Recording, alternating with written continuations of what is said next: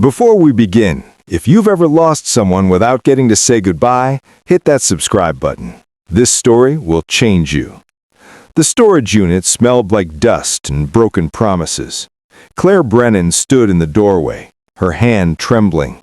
She hadn't opened this unit in 15 years. But the bank was closing the facility, and she had 30 days to clear it out. Everything inside belonged to her sister. She was 53 now.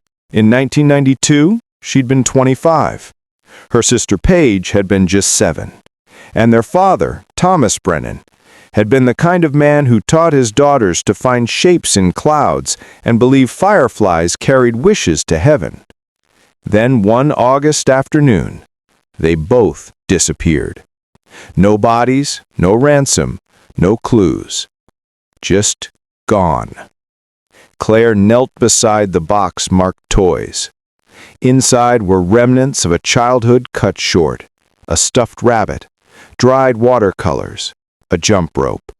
And at the bottom, wrapped in plastic, something that made her heart stop. The Talk to Me Teddy. Paige's favorite toy. You pressed the red button, recorded a message, and it played back. But this bear looked like it had been through fire.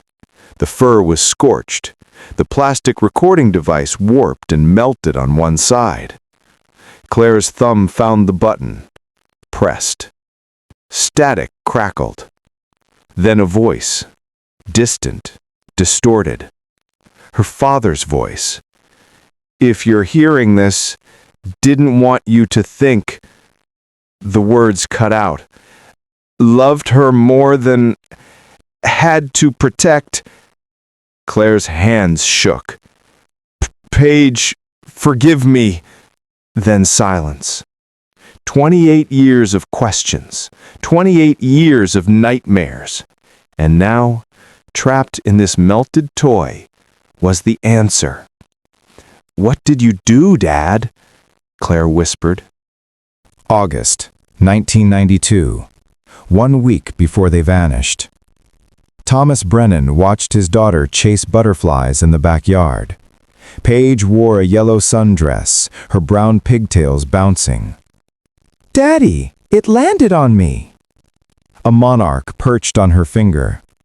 Thomas snapped a Polaroid, watching the image appear. Paige grinning, the butterfly a blur of orange. Perfect. In his pocket was a note he'd found that morning, slipped under the door. "We know what you did. Pay us $50,000 or everyone will know." No signature, just a phone number. Thomas had been expecting this for 7 years, ever since 1985, ever since the choice he'd made that saved one life and destroyed another. He crumpled the note. He'd do anything to protect Paige. Anything at all. Inside, Paige recorded into her bear, "Twinkle, twinkle, little star."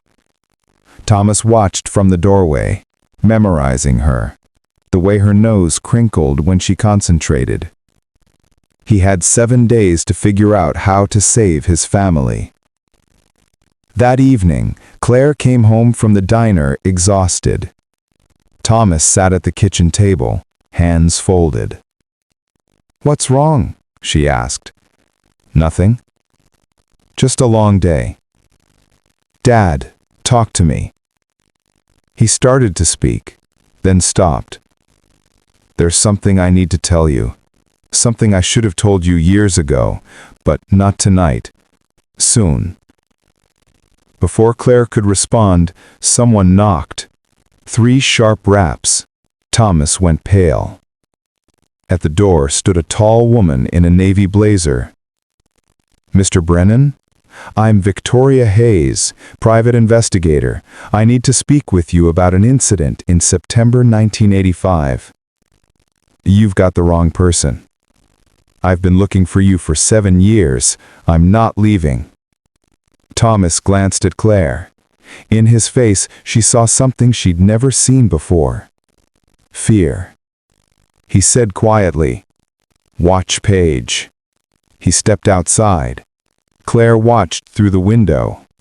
The woman handed Thomas a folder. He opened it. His face went gray. When he came back inside, Claire was waiting. Who was that? Nobody. What happened in 1985? I made a choice. The right choice, but the kind that follows you. He picked up the folder. I'm going to take care of this. Then I'll explain everything. He walked to his bedroom and closed the door. That night, Thomas opened the folder. Inside were photographs. A young man smiling in a graduation photo.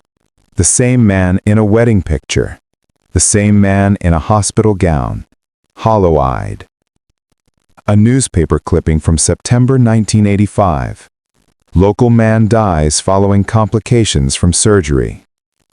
Thomas pulled out the note with the phone number and dialed. This is Thomas Brennan. I got your note. Took you long enough? A man's voice. Cold.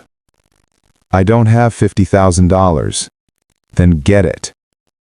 Please. I have a daughter, 7 years old. She's innocent. So was my brother. Thomas closed his eyes. I know. I'm sorry. Sorry doesn't bring him back. 50,000, 1 week. And if I can't? Then everyone learns what you did. Your daughter grows up knowing her father is a murderer. I didn't murder anyone. No? Then what do you call it? The line went dead. Thomas sat in darkness. Claire took the melted bear to an electronics shop in Portland. Pete, the owner, examined it. This went through hell. Can you fix it? Maybe. If the tape survived, I can transfer it. Give me a week. 7 days later, Pete called. Got it working. You're going to want to sit down. Claire sat in the shop as Pete pressed play. Her father's voice filled the room. Paige, if you're hearing this, you're older now. Old enough to understand. In 1985, I worked at Mercy Hospital. Maintenance. I was tired that month, pulling double shifts for my mother's medical bills. And I missed something. The backup generator. Should have been serviced, but I signed off without checking. I cut corners. And because of that, Kyle Patterson died. I didn't mean for it to happen, but when the... I'm sorry. Claire sat frozen, tears streaming. Then Pete pressed play again. Paige's voice. Daddy, why are you crying? Thomas's voice, distant. I'm not crying, sweetheart, just tired. Can I help? You already do, just by being you. Are you going away? No, baby, I'm right here. Promise? I promise. Then, barely a whisper, forgive me, Paige. Forgive me for what I have to do. The recording ended. Claire went straight to the police. Detective Cho listened to the recording. If your father was meeting Calvin Patterson, there should be a record. Cho paused. Give me 24 hours. 3 days later, Cho called Claire back. Calvin Patterson died in 2008, but before he died, he gave an interview. Cho showed Claire a newspaper article, a highlighted passage. In 1992, the man responsible for my brother's death came to me, drove 8 hours. He didn't make excuses, just told the truth. Said, I made a mistake, and your brother paid for it, but I have a daughter. Please don't make her pay for what I did. I was angry. But then I saw this broken man and realized destroying him wouldn't bring Kyle back. So I told him to go home, be a good father, live a life worthy of the second chance Kyle never got. He thanked me and left. I never saw him again. Claire's hands trembled. Calvin let him go. Yes, but then this happened. Joe pulled out another document, a police report from Washington State. August 15th, 1992. Vehicle accident on Highway 97. Single car. Fog. 2 deceased.